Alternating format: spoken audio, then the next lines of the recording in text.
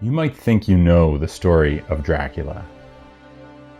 It's been adapted and rewritten and reinvented so many times. But Dracula has secrets that no one has ever seen. And the evidence is in here.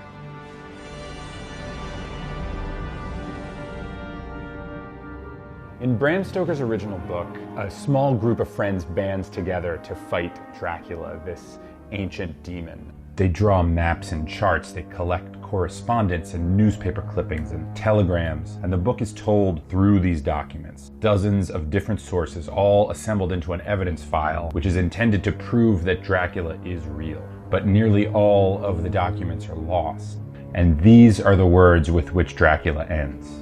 When we got home, I took the papers from the safe. We were struck with the fact that in all the material there is hardly one authentic document, nothing but a mass of typewriting. We could hardly ask anyone to accept these as proofs of so wild a story. We have the proof. This is our edition of Dracula. The story as it was seen by the characters themselves. To read our edition, you unfurl a map of London and you track the progress of the characters. You rip open an envelope to read a letter from Lucy to Mina. You put the needle down on a phonograph record to hear Dr. Seward's private recorded audio notes. Strange that it never struck me that the very next house might be the Count's hiding place. Goodness knows that we had enough clues from the conduct of the patient Renfield. The bundle of letters were with the transcript. Oh, if we had only had them earlier, we might have saved poor Lucy. You are not a passive observer, you are a scholar exploring this supernatural archive. At Beehive, we specialize in the magic of the printed object.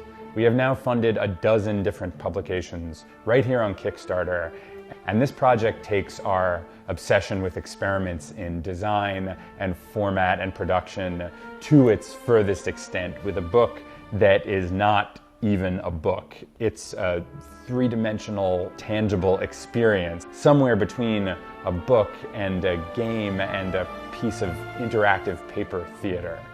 I'm co-creating this project with Paul Keppel, the lead designer of Headcase Design. They design our gorgeous monographs on Herbert Crowley and Harrison Cady. In their own client work, they've designed many books that immerse you in different fictional worlds, like S with J.J. Abrams and Melcher Media. And this is really what Paul and his team at Headcase do best. Dracula is a really interesting novel in the way it's written. I think it was probably the first one I can think of that was written as a collection of found materials, so I'm really excited to bring that aspect of the story to life. And together, Paul and I are collaborating with Dacre Stoker, who is not just Bram's great-grandnephew, but also the custodian of the Stoker estate and one of the world's leading experts in Dracula. And there could be no more perfect person to work with us to create this ultimate way to experience this classic novel. An enveloping, living, miniature world for you to climb inside. Like Paul and Dacre and myself, you can fall down this Dracula rabbit hole. And once you do, man, good luck finding your way back out.